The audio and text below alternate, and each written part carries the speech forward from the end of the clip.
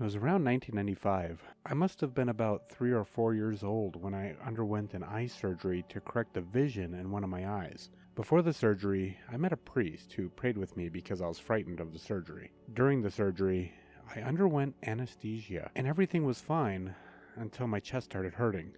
I thought to myself, well, this pain will end. Won't someone please help me?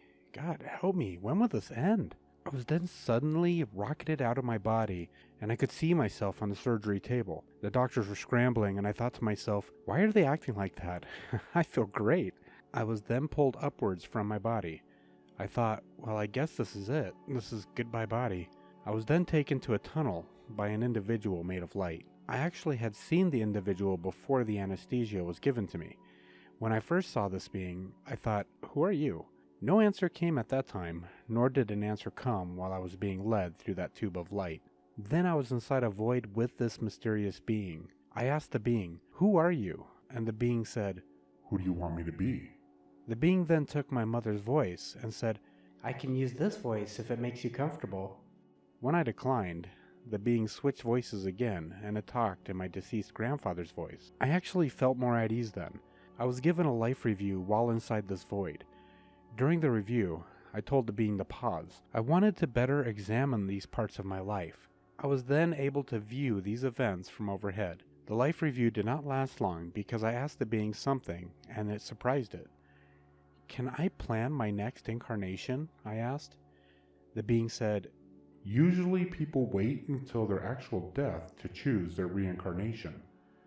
I was persistent because I already knew where I wanted to go, Japan. I was then taken to Japan via an overhead view. The being and I looked at various cities until we reached Numero in Hokkaido. I told the being that I wanted to be reincarnated there. Then I was given a temporary glimpse into my next life. All I can remember about that part was that I was male and I was wearing a dark colored coat which was accented by a stylish autumn scarf while I stood in front of a train station.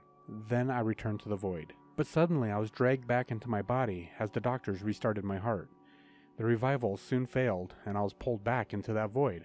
I was back with the being. The being asked me multiple questions during that reincarnation conversation, and will allow me to be autistic during my next life as well.